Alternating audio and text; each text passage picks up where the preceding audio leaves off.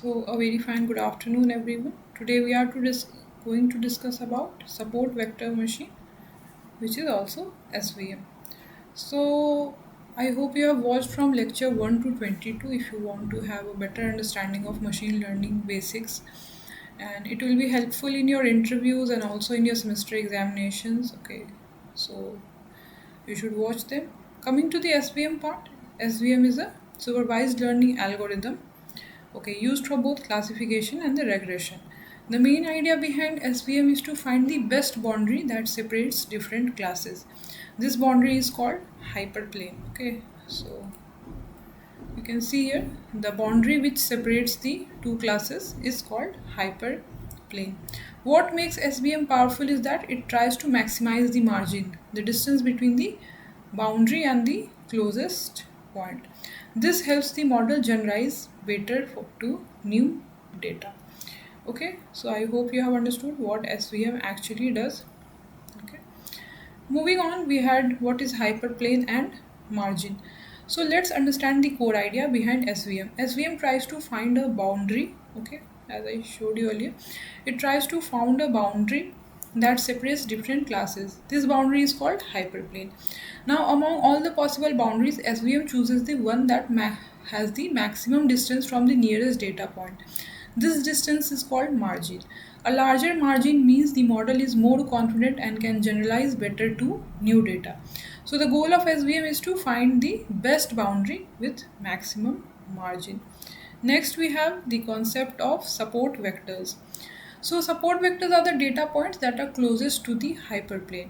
These points are very important because they directly determine the position of boundary. If we move these points, the boundary will change. That's why they are called support vectors. They support or define the model. So instead of using all data points, SVM mainly depends on these critical points. Next, we have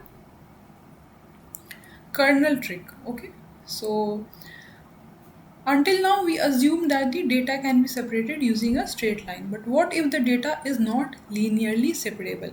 This is where the kernel trick comes in.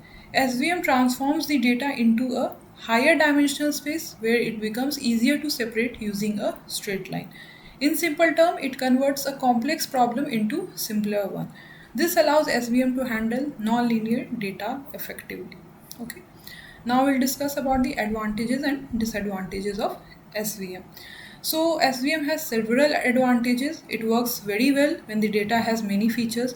It is also effective when there is a clear separation between classes. With proper tuning, it can avoid overfitting. However, it also has some limitation. It can be slow when working with large data set. Choosing the right kernel can be tricky, and compared to model like decision tree, it is harder to interpret. So SVM is powerful, but it requires careful usage. Now I'll try to explain you. Okay, look here. So as I said earlier, SVM is an algorithm that finds the best boundary to separate the different classes. This line is called hyperplane. Okay, this line is called actually hyperplane, and it separates two classes. The dotted line that you are seeing here shows the margin, the distance between the boundary and the nearest point. SVM tries to maximize the margin. These point closest to the boundary, okay, these points that you are seeing close to boundary are actually called support vectors. Okay, they are very important because they define where the boundary is. If these points move, the boundary actually changes. Then we have kernel trick. Okay, sometimes data is not linearly separable. Okay, as you can see here. So in such cases, SVM uses something called kernel trick. It transforms the data into higher dimension where it becomes easier to separate. Okay. So as I have discussed earlier, in advantages, SVM works well with high dimensional data and gives good result when classes are clearly separable. Okay. And this is a disadvantage, but it can slow for large data set, and choosing right kernel can be actually tricky. So SVM finds the best boundary that maximizes the margin using key points called support vectors. Okay. So I hope you have understood it. And coming to the conclusion part, let's conclude it. So SVM is a powerful algorithm that finds the best boundary to separate data. It maximizes the margin and depends on support vectors. It can also handle non-linear data using the kernel trick. In the next lecture, we will learn Naive Bayes, which is simple yet very effective.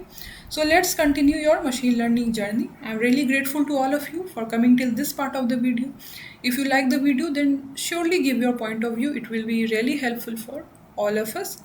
And do like the videos. Okay, I have also attached quiz so that you can learn in a better way. So learn it properly and do good. Thank you so much.